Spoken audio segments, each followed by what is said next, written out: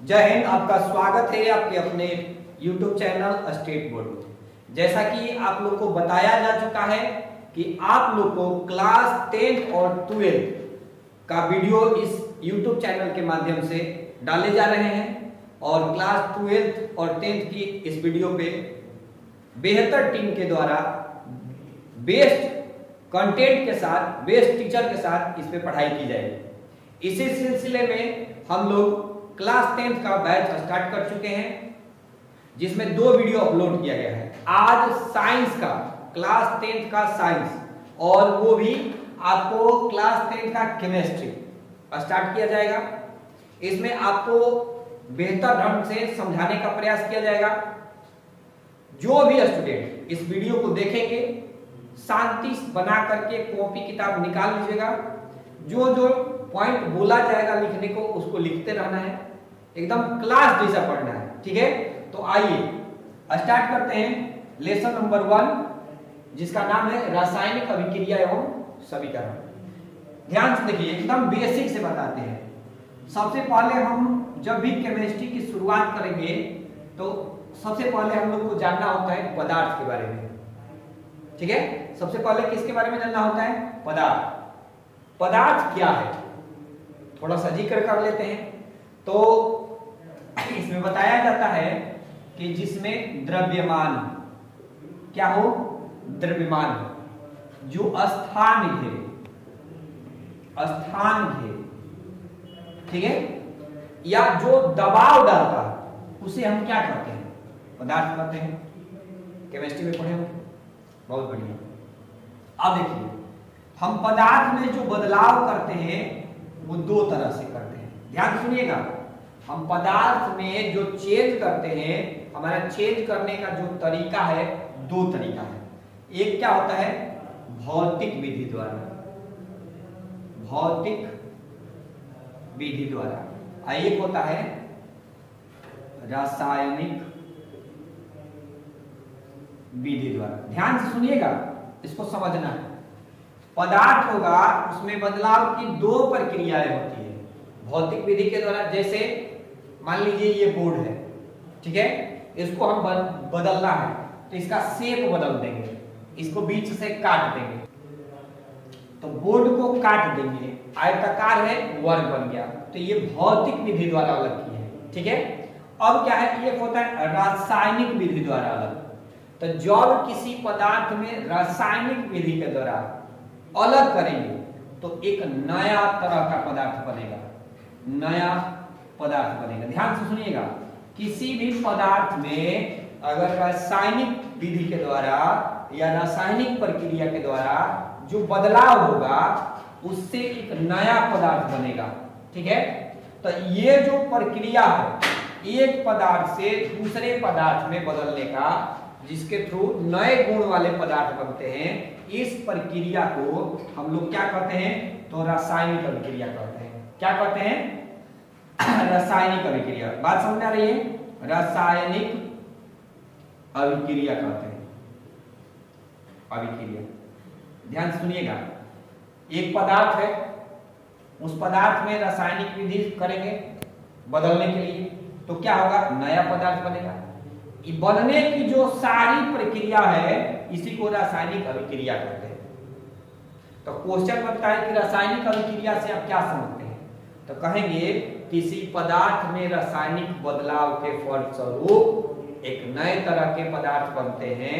इस बनने की पूरी प्रक्रिया को रासायनिक अभिक्रिया कहते हैं। कोई दिक्कत नहीं? चलिए आगे।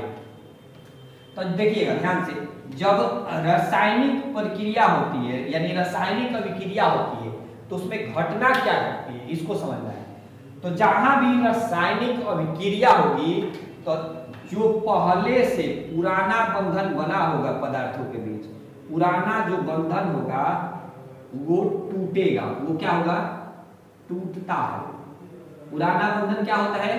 पदार्थों के बीच जो पुराना बंधन है टूट जाता है और नया बंधन, नया तरह का बंधन बनता है।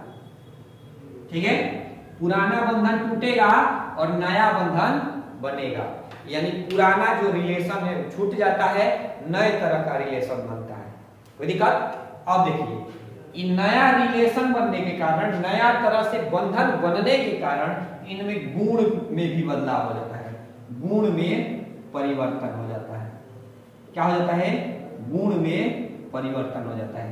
किसी को कोई दिक्कत है तो रासायनिक अभिक्रिया के दौरान पुराने बंधन टूटते हैं, नए बंधन बनते हैं। ठीक है, चलिए थोड़ा सा बंधन के बारे में बात समझ लेते हैं। बंधन क्या होता है? देखिए, ये क्लास 9th में हम लोग बंधन के बारे में पढ़े थे, जिसमें बताया गया था बंधन दो तरह के होते हैं। बंधन कितने तरह के होते हैं? दो तरह के। कौन कौन बंधन होते हैं? क्या क्या पढ़े थे? तो एक पढ़े थे आयनिक बंधन, याद आ रहा है? आयनिक बंधन, ठीक है। एक पढ़े थे हम लोग आयनिक बंधन। ये क्या होता है? जिनको नहीं पता है समझ लेंगे। तो जब इलेक्ट्रॉन का त्याग होता है या ग्रहण होता है, यानी कोई पदार्थ अपना इलेक्ट्रॉन त्यागेगा और दूसरा पदार्थ उसको ग्रहण करेगा, तो इसके कारण जो बंधन बनता है उसको हम लोग आयनिक बंधन कहते हैं। यानी आयनिक बंधन में क्या होगा? ध्यान से सुनिएगा। आयनिक बंधन में इलेक्ट्रॉन का त्याग या ग्रहण होगा, ठीक है।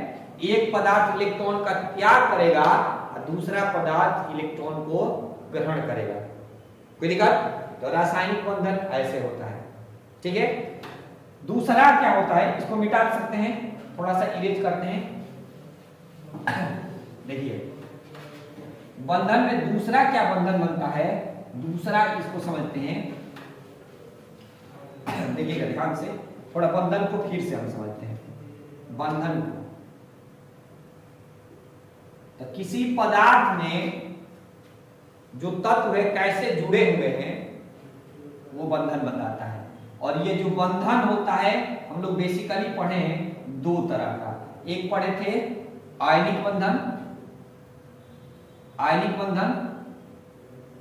दूसरा पढ़े हैं सहसंयोजी बंधन, सहसंयोजी बंधन, ये पढ़े, ठीक है। अब देखिए, हम क्या बोले कि आयनिक बंधन में होता क्या है? तो इसमें यानी आयनिक बंधन में इलेक्ट्रॉन जो होगा उसका त्याग होगा। एक पदार्थ इलेक्ट्रॉन का त्याग करेगा तो दूसरा पदार्थ इलेक्ट्रॉन को ग्रहण करेगा। तो इस तरह से बनने वाले बंधन को हम लोग क्या कहते हैं? आयनिक बंधन, ठीक है। अगर इसका उदाहरण देखते हैं तो जैसे NaCl, देखिएगा ध्यान से सुनिएगा, NaCl अगर आपको बताया गया होगा, ध्यान से अगर समझ में आ रही है, तो जो सोडियम होता है उसकी वैलेंसी होती है 2 8 1, 11 नंबर पे पाया जाता है। क्लोरीन है, उसकी अगर इलेक्ट्रॉनिक विन्यास करेंगे तो 2 8 7 होती है, कॉमा नहीं रहता है इसमें, गलती से हो गया इसको, 2 8 7। तो देखिए बंधन बनता क्या है, ध्यान सुनिएगा, ये अपना एक इलेक्ट्रॉन त्याग करेगा तो इस पे प्लस चार्ज, और इस इलेक्ट्रॉन को ये ग्रहण कर लेगा तो इसमें 8 वो इलेक्ट्रॉन हो जाएगा, और इसके बाहरी कक्षा में भी 8 वो इलेक्ट्रॉन हो जाएगा। तो चूंकि ये ग्रहण कर लिया तो इस पे माइनस चार्ज, तो प्लस और माइनस के कारण इनके बीच बंधन बन गया, और ये जो बंधन बना इसी बंधन को हम लोग क्या कहते हैं? आयनिक बंधन। एगो इलेक्ट्रॉन त्याग किया सोडियम, क्लोरीन ग्रहण किया, तो ये आयनिक बंधन, ठीक है। दूसरा क्या है? सहसंयोजी बंधन। इसमें इलेक्ट्रॉन की साझेदारी होती है, साझेदारी होती है, इलेक्ट्रॉन की क्या होगी? साझेदारी होगी। कोई दिक्कत? अब इसको समझते हैं। जैसे देखिएगा ध्यान से, क्लोरीन है तो बायतम कक्षा में यहाँ लिखे थे 7 इलेक्ट्रॉन, तो यहाँ 7 इलेक्ट्रॉन लिख देते हैं, 1 2 3 4 5 6 7। यहाँ भी एक क्लोरीन है, 1 2 3 4 5 6 7, 7 हो गया। अब देखिए ध्यान से सुनिएगा, अब क्या करेगा, ये क्लोरीन इससे एगो इलेक्ट्रॉन ले लिया, ये ले लिया इलेक्ट्रॉन, तो इसके पायतन कक्षा में अब कितने इलेक्ट्रॉन कहा जाएगा, 8। ये भी क्लोरीन है, जब सेकेंड वाले को एक दिया है तो उससे भी एक ले लेगा, तो ये दोनों के बीच एक एक इलेक्ट्रॉन का क्या हुआ, साझा हुआ। कोई दिक्कत? तो साझेदारी के फलस्वरूप जो बंधन बनेगा उसको हम लोग क्या कहेंगे, सहसंयोजी बंधन। ठीक है, तो बंधन पता चल गया। और रासायनिक अभिक्रिया में क्या होता है, आयनिक बंधन हो या सहसंयोजी बंधन हो, एक टूटेगा और एक नया बंधन बनेगा। कोई दिक्कत नहीं, समझ आ गया? मिटा देते हैं, चलिए।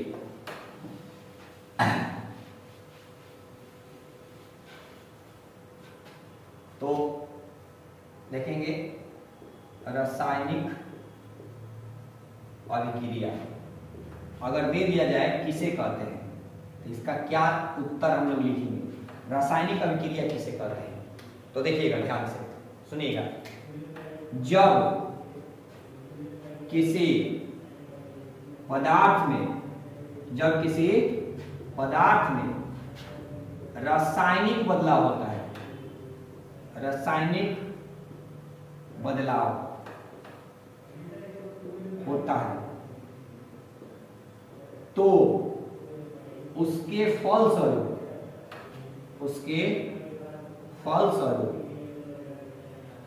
पुराने बंधन टूटते हैं, पुराने बंधन टूटते हैं और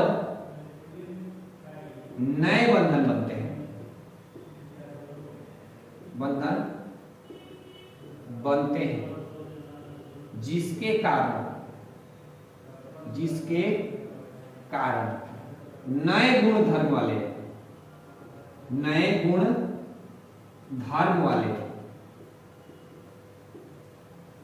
पदार्थ का निर्माण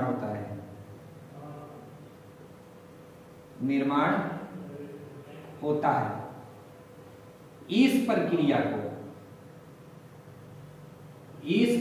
को रासायनिक अभिक्रिया कहते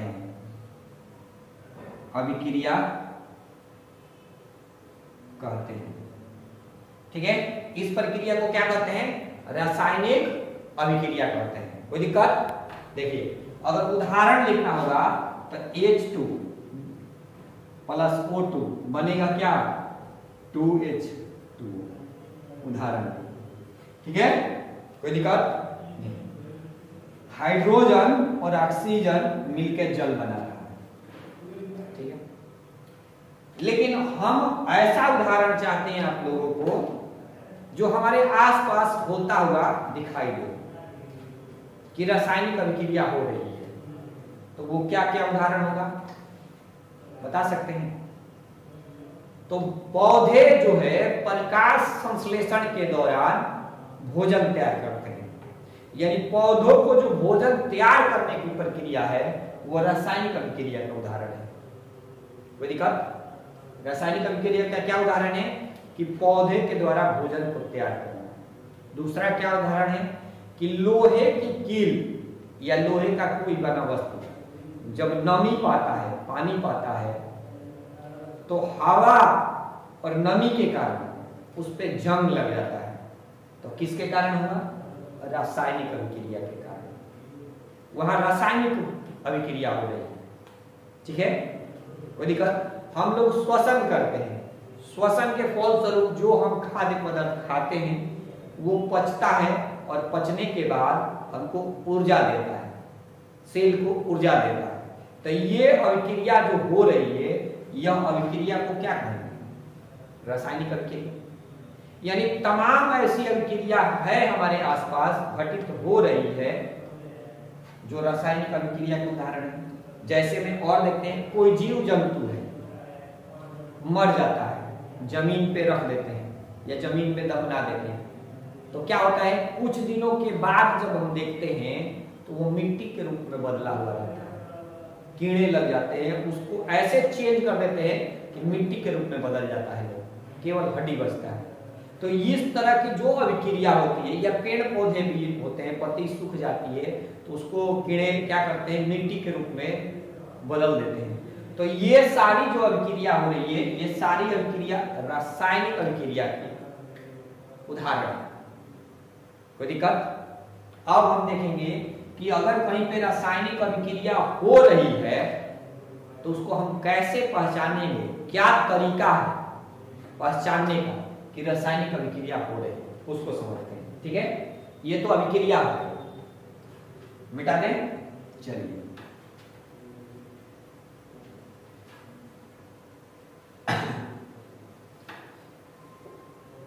ध्यान से देखिएगा।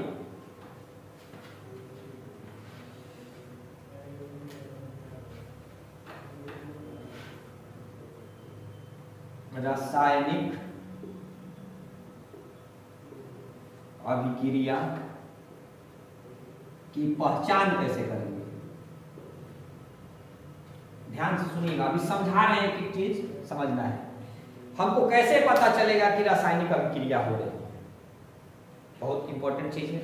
देखिए, अगर ध्यान सुनिएगा, अगर किसी पदार्थ का अगर रंग में परिवर्तन हो रहा है, क्या हो रहा है, रंग में परिवर्तन, किसी पदार्थ के अगर रंग में परिवर्तन हो रहा होगा तो वहां दिमाग लगा लेना है कि रासायनिक अभिक्रिया होती है, वहां रासायनिक अभिक्रिया हो रही है।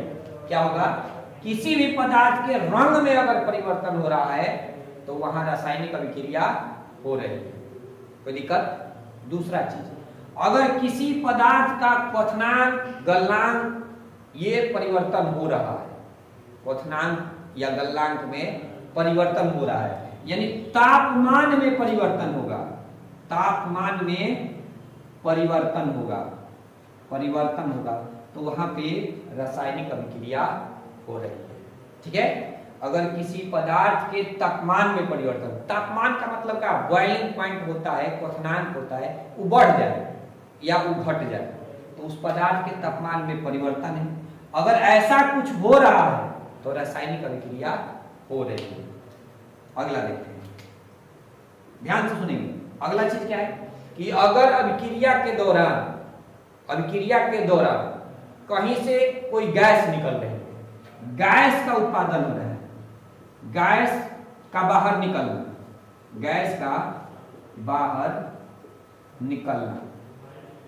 ये क्या होता है, रासायनिक अभिक्रिया हो रही है। अच्छा, इसको समझते हैं, गैस का बाहर निकलना। जैसे हम श्वसन करते हैं तो गैस को ग्रहण करते हैं जो ऑक्सीजन है, लेकिन जब भोजन पचता है तो हमारे नाक से कार्बन डाइऑक्साइड बाहर निकलता है। या प्रकाश जो है, संश्लेषण जब अभिक्रिया होती है तो होता क्या है कि पौधे अपने पत्तियों के रंध्र के माध्यम से ऑक्सीजन को बाहर निकाल रहे हैं, तो वहां गैस निकल रहा है। इसी तरह से कहीं अगर किसी चीज को हम जलाते हैं, मान लीजिए लकड़ी को जलाते हैं, तो वहां से धुआं निकलता है, कहेंगे तो धुआं में क्या है, कार्बन डाइऑक्साइड है। यानी कहने का अर्थ है कोई भी गैस हो, जरूरी नहीं हाइड्रोजन, किसी भी तरह से अगर गैस रिलीज होगी तो वो क्या होगा, रासायनिक अभिक्रिया का उदाहरण है। फिर चौथा चलते हैं। चौथा क्या है, ध्यान से सुनेंगे, अवक्षेप का बनना, अवक्षेप का बनना। अवक्षेप का बनना मतलब कहीं पर कुछ ऐसा पदार्थ बन गया जो पहले से जल में घुला हुआ था, लेकिन उसमें कुछ ऐसे परिवर्तन किए, उसमें रासायनिक प्रक्रिया ऐसे किए कि वह क्या होगा, पानी में बैठ जाए, उसमें घुले नहीं, डिजॉल्व ना हो, बैठ जाए, तो उस चीज को कहते हैं अवक्षेप। उस चीज को क्या कहते हैं, अवक्षेप। ठीक है, तो जहां अवक्षेप का बनेगा, अवक्षेप जहां बन रहा होगा तो समझ लेना है क्या हो रहा है, रासायनिक अभिक्रिया हो रही है। हाँ, एक और खास बात है, क्या खास बात है कि जहां जहां रासायनिक अभिक्रिया होगी, जरूरी नहीं है ये चारों एक साथ होगा, किसी में एक परिवर्तन होगा, किसी में दो परिवर्तन होगा, किसी में तीनों परिवर्तन हो जाएगा या चारों, लेकिन जरूरी नहीं है कि सब परिवर्तन या सभी अभिक्रिया में सभी तरह के परिवर्तन देखे जाए। ठीक है, इसमें से रंग बदल सकता है, तो हो सकता है तापमान न बदले, हो सकता है गैस न निकले, या रंग में परिवर्तन हो जाए, गैसों बाहर निकल जाए तो तापमान न बदले, ऐसा होता है। एक और परिवर्तन होता है, पांचवा जो यहां लिख देते हैं, नीचे शायद नहीं दिखाई देगा, अवस्था में परिवर्तन। अवस्था में परिवर्तन, अवस्था में परिवर्तन का मतलब क्या है कि अगर ठोस था पहले तो कुछ उसमें रासायनिक बदलाव किए, जब रासायनिक बदलाव करेंगे तो ठोस था और बदल गया द्रव में, तो ठोस से अगर द्रव हो रहा है तो समझ लेना है कि वहां रासायनिक अभिक्रिया हो रही है, या ठोस से अगर गैस में चेंज हो रहा है तो समझ लेना है कि रासायनिक अभिक्रिया हो रही है। इसका मतलब द्रव है वो भी ठोस में बदल सकता है, द्रव है वो भी गैस में बदल सकता है, गैस है द्रव में बदल, माने किसी भी तरह से उसकी अवस्था में परिवर्तन अगर होगा तो वहां रासायनिक अभिक्रिया होगी ही होगी। तो अब कुल मिलाकर क्या है कि हम पहचानेंगे कैसे रासायनिक अभिक्रिया हो रही है, तो ये पांचों में से कुछ भी दिखाई आपको कहीं भी प्रतीत हो तो वहां समझ लेना है कि रासायनिक अभिक्रिया हो रही है। तो आशा करते हैं कि आप भी सोचिएगा, समझिएगा, उसको देखिएगा, इस पांचों बिंदु में से अपने आसपास होने वाली अभिक्रिया को समझने के लिए इन 5-6 चीज जो है उस पर ध्यान करना है और देखना है, समझना है अपने से कि क्या कर रहे हैं तो रंग में परिवर्तन हो रहा है, या क्या किया जा रहा है कि उससे कहां से गैस निकल रही है। तो भोजन जो करते हैं वो जब पचता है श्वसन के दौरान तो कार्बन डाइऑक्साइड हम लोग छोड़ते हैं गैस, तो वो गैस वहां निकल रहा है तो रासायनिक अभिक्रिया हो रही है।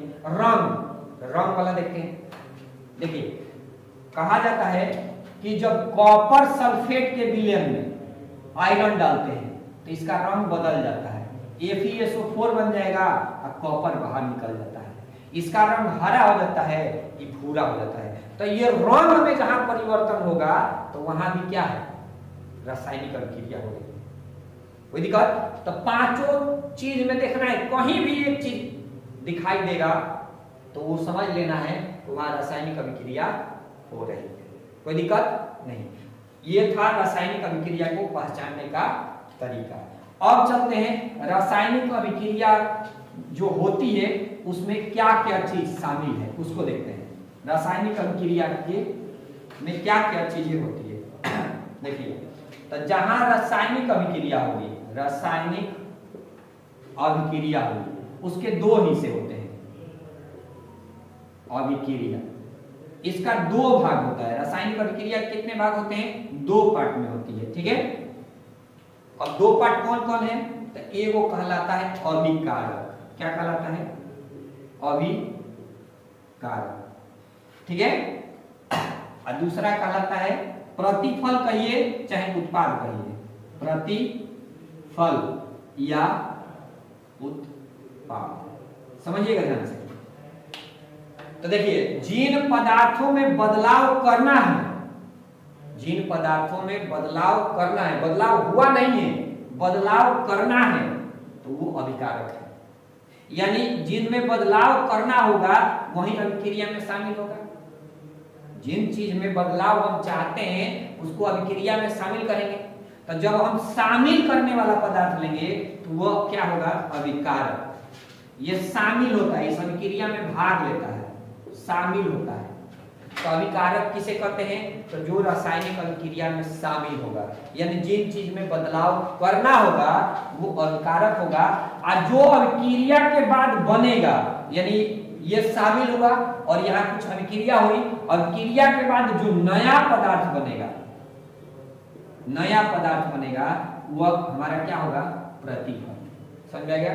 यानी रासायनिक अभिक्रिया के 2 हिस्से होते हैं, पहला कहते हैं अभिकारक, दूसरा कहते हैं प्रतिफल कहिए या उत्पाद। तो क्वेश्चन देता है, क्या क्वेश्चन देता है कि रासायनिक अभिक्रिया में भाग लेने वाले पदार्थ को क्या करते हैं, तो रासायनिक अभिक्रिया में भाग लेने वाले पदार्थ को अभिकारक करते हैं। फिर इसको कैसे पूछेगा, रासायनिक अभिक्रिया के दौरान जो नया पदार्थ बनता है उसको क्या कहते हैं, तो प्रतिफल, ठीक है। अब देखिए, अब क्या है कि कोई भी अभिक्रिया होगी, कोई भी अभिक्रिया, उसको हम अभिकारक और उत्पाद को बांट देते हैं। किसके द्वारा? एरो के द्वारा। एरो के पहले ध्यान सुनिएगा, ये एरो दिखा रहा है कि रासायनिक अभिक्रिया यहां से प्रारंभ हो रही है। इसके पहले जो होगा वो क्या होगा? शामिल होने वाला पदार्थ। और इस एरो के बाद जो होगा वो उत्पाद होगा। ठीक है, तो अब एरो यानी तीर के द्वारा हम रासायनिक अभिक्रिया जो घटने वाली है उस स्थिति को दर्शाते हैं तीर के द्वारा। तो तीर के द्वारा यहां रासायनिक अभिक्रिया होगी, तो किसका होगी? जो इस तीर के पहले होगा। तो तीर के पहले किसका होगा? अभिकारक। तीर के पहले क्या होता है? अभिकारक। और तीर के बाद जो होगा वो नया बनने वाला पदार्थ है। कोई दिक्कत? तो रासायनिक अभिक्रिया जो होगी उसको हम तीर के द्वारा अभिकारक और उत्पाद को क्या करते हैं? बांट देते हैं। ठीक है, तो समझ में आ गया होगा कि अभिकारक क्या है, उत्पाद यानी प्रतिफल क्या है। ये दोनों चीज समझ में आ गया होगा। रासायनिक अभिक्रिया दो भाग में होती है, उसके दो भाग होते हैं, एक होता है अभिकारक, दूसरा होता है प्रतिफल। ठीक है, चलिए अब आगे चलते हैं। मिटा दे। किताबों में क्या उदाहरण देकर समझाया जाता है उसको देखते हैं। जैसे यहाँ पे हाइड्रोजन है, अभिक्रिया किया ऑक्सीजन से तो बन गया जल H2O। ठीक है, लेकिन अब एक चीज है, आपको कल के वीडियो बताएंगे, हमेशा जब हम समीकरण लिखेंगे ना तो संतुलित अवस्था में। ठीक है, इसको ज्यादा जिक्र करेंगे कल से। देखिए, संतुलित करने का अर्थ क्या है कि जितना हाइड्रोजन इधर है उतना हाइड्रोजन इधर होना चाहिए। ठीक है, जितना ऑक्सीजन इधर है उतना इधर होना चाहिए। तो हम 2 से गुणा कर देंगे तो 4 गो हाइड्रोजन और 2 गो ऑक्सीजन। इधर 2 गो ऑक्सीजन है, ये 4 गो होना चाहिए, तो ये हो गया। तो कैसे किया जाता है इसका जिक्र कल के वीडियो में होगा। ठीक है, ये याद रखना है। ठीक है, फिर कार्बन है, ऑक्सीजन से अभिक्रिया किया, अब बन गया क्या? CO2। अब देखिए, अब जो समझने वाला क्या है, तीर है, अभिक्रिया दर्शा रहा है। अभिक्रिया के पहले H2 है और O2 है, तो ये दोनों एक साथ अभिकारक है। अभिक्रिया के बाद 2H2 है, चाहे H2O है, जल है, तो ये जो जल है ये हमारा प्रतिफल है। उसी तरह से कार्बन और ऑक्सीजन अब तीर के पहले है यानी अभिकारक है, और तीर के बाद है प्रतिफल है, कार्बन डाइऑक्साइड। ठीक है, समझ में आ गया? तो चलिए आज के लिए इतना ही, फिर हम लोग कल देखेंगे रासायनिक समीकरण के बारे में, और उसके बाद जो भी टॉपिक आएगा उसको। तब तक के लिए आपको बहुत बहुत धन्यवाद। और एक लास्ट चीज हम कहेंगे कि अगर आपको ये वीडियो आपको अच्छा लग रहा है, आपको समझ में आ रहा है, तो इस वीडियो को ज्यादा से ज्यादा शेयर करें और चैनल को भी ज्यादा से ज्यादा प्यार दें, ताकि हम लोग भी आपके इस प्यार से मोटिवेट हो और ज्यादा से ज्यादा अच्छा से अच्छा कंटेंट बनाने का प्रयास करेंगे। जय हिंद।